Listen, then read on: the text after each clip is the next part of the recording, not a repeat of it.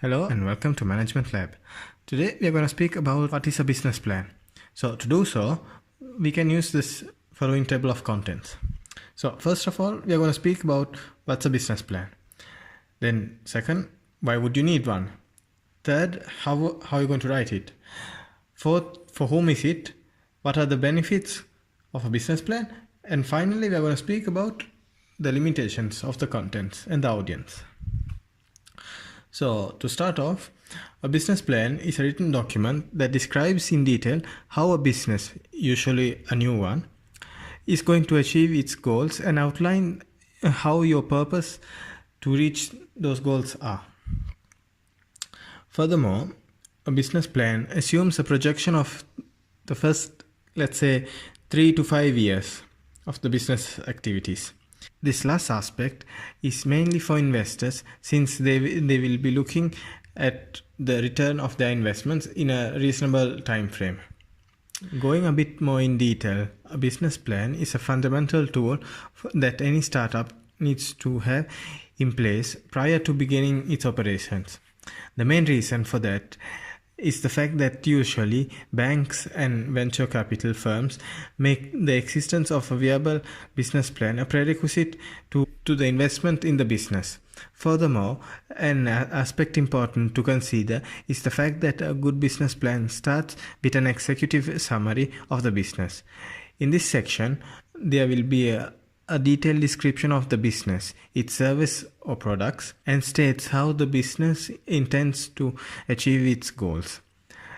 An above average business plan will also include a section in which it will mention how the startup will distinguish itself from its potential competitors. Normally, a business plan draws a wide range of knowledge from many different business disciplines, such as finance, human resource management, intellectual properties. Moving on to the second point of the video, do we need one? It is firstly important to understand why you need a business plan.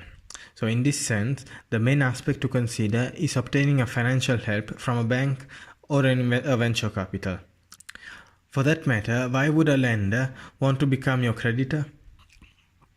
To keep it simple and easy to understand, if you are going to pass a big amount of money with the hope of not only getting that money back, but seeing a return on your investment, wouldn't you also want to know exactly how that money is being used, who is going to be in charge of that money, what are the business assets, what are the liabilities, and so on. For all the above matters, your business plan must demonstrate your company financial stability, growth potential, and uniqueness. It must demonstrate your team's expertise about your company and its industry, and your clarity about your goals and the path to your goals. Normally, and this is a concept that can be extended in general when investing, there are four things investors look at. These things can be considered as basic aspects, and they are trust in you, understanding of the business, financial confidence, a good return of the investment. So going in order, trust in you. When speaking about trust in you, you build your trust by demonstrating ethics and integrity. So your business plan should demonstrate those qualities. Moving on to the second point, understanding of the business. It is your job to clearly articulate your mission statement, your product offerings, and how you will make money. You may tailor your plan to suit your audience. Financial confidence. Clearly articulate the risk of investing in your business. Also, show investors how they can recoup their money. In other words, know your numbers. And finally, a good return on the investment. Over the past 80 years, buying a stock is in average would give a return of nearly 10%. A treasury bond, 5%. A private equity return is more difficult to define, but in general it should be around 2 to 5%. So for that matter, your numbers on return must be at least in that range. In the next section, we'll speak about how to write a business plan. In this case, as already said previously, a business plan explains in writing what your business idea is, why the market needs it, and how it will succeed, and finally, who will make it happen. A business plan can be a brief, informal document for internal use or a detailed, formal document used to attract investment capital or secure a business loan. There are mainly 3 rules for writing a business plan. Keep it short, know your audience, don't be intimidated. So, to keep it short, you want your business plan to be read. You use to run and grow your business, something you continue to use and refine over time. When it comes to knowing your audience, write your business plan using the language that your audience will understand. Lastly, don't be intimidated. The vast majority of business owners and entrepreneurs aren't business experts. Writing a business plan may seem a difficult hurdle, but it doesn't have to be. If you know your business and you are passionate about it, writing a business plan and then leveraging your plan for growth will not be nearly as challenging as you think. Moving on to the next element of our discussion, it is important to understand properly who will be addressed this document. In that sense, business plans may be internally or externally focused. When it comes to externally focused, plans target goals that are important to external stakeholders, particularly financial stakeholders. They typically have detailed information about the organization attempting to reach their goals. With for-profit entities, external stakeholders include investors and customers. External stakeholders for non-profit include donors and the clients of the non-profit services. For government agents, external stakeholders include taxpayers, higher level government agencies, and international lending bodies such as the International Monetary Fund, the World Bank, and so on. Internally focused business plans target intermediate goals required to reach the external goals. They may cover the development of a new product, a new service, a new IT system, a restructuring business, and so on. An internal business plan is often developed in conjunction with a balanced scorecard or a list of critical success factors. This allows success of the plan to be measured using non-financial measurements.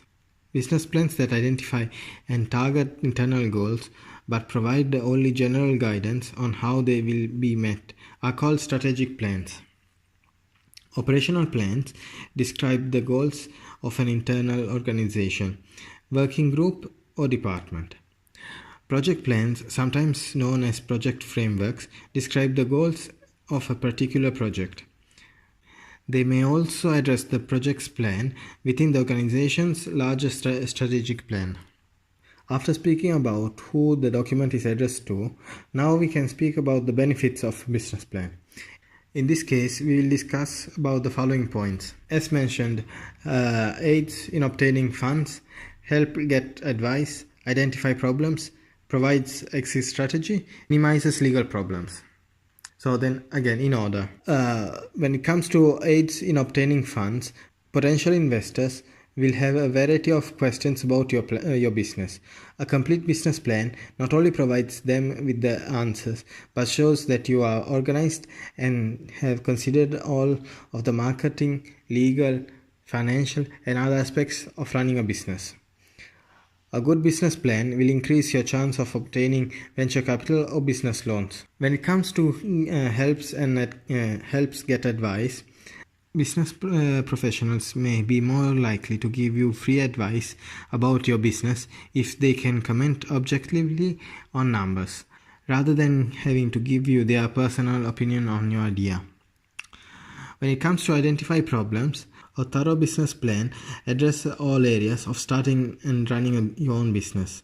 As you research the information you wish to include in your business plan, you may learn that suppositions you made about your marketing budgets, cost materials, and so on may not be correct.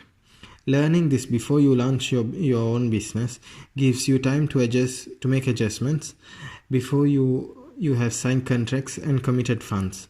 Business plan includes budgets that help you manage the cash flow. When it comes to provides an exit strategy, in addition to providing benchmarks of success, a good business plan sets realistic criteria for shutting down the business to prevent you throwing good money out of the window.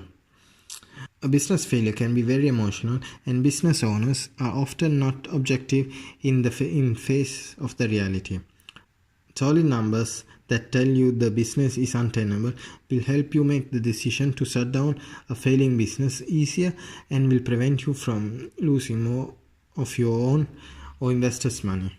Finally, when it comes to minimize legal problems, you may need a local, state or federal license or permits to operate your business.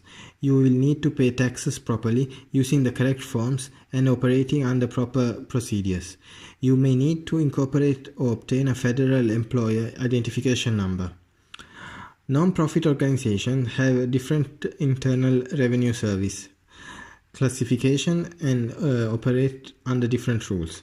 A business plan addresses all of the legal and financial issues involved with operating your company to help you avoid penalties, fines, or the loss of your own business. At this point, we can speak about limitations of a business plan. A business plan can turn out to be inaccurate. Too much time can be spent on analysis. There is often a lack of accountability. A business plan requires great implementation practices. It restricts the freedom you once had. So going again in order. A business plan can turn out to be inaccurate. In this case, it is important to involve the right people in the business planning process. These are the people who are going to be influencing the long-term vision of the business. Many small business owners feel like they can avoid the negative by just creating the business plan on their own, but that requires expertise in multiple fields for it to be successful. A broad range of opinions and inputs is usually necessary for the best possible business plan, because otherwise the blind spot of inaccuracy can lead to many unintended consequences. The second point is too much time can be spent on analysis. Maybe you've heard the expression paralysis by analysis. It's accurate and catchy, but it also accurately describes the struggle that many have in the creation of a business plan. When it comes to the third point, as we said, there is the lack of accountability. Because no one is generally responsible for the creation of the business plan, it is difficult to hold that person accountable for the process. The next point is a business plan requires great implementation practice. Many businesses create a plan and just sits somewhere on a shelf or on a drive somewhere because it was made for a specific process. When a solid business plan has assigned specific responsibilities to specific job position and creates the foundation for information gathering, metric creation, it should become an integral part of the company. Unfortunately, poor implementation has ruined many great business plans over the years. Finally, it restricts the freedom once you had. Business plans dictate what you should do and how you should do it. Sometimes needs its most creative people to have the freedom to develop innovative new ideas.